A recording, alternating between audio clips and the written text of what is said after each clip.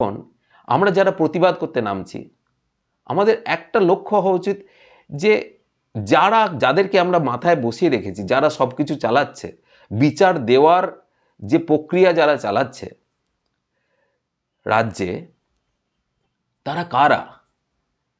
তারা যদি বসে থাকে, আপনি কোনো কোনো অপরাধের বিচার পাবেন? বলুন তো, এই 13 বছরে কোনো অপরাধের বিচার পেয়েছেন কিনা? সাধারণ মানুষের ওপর হওয়া কোনো অপরাধের বিচার হয়েছে?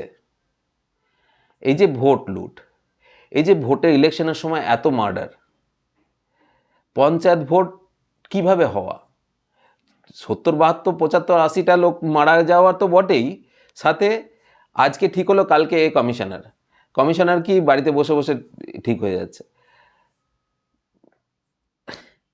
তারপরের দিন সবাই নমিনেশন তৃণমূলে কোনো নমিনেশন নেই, একদিন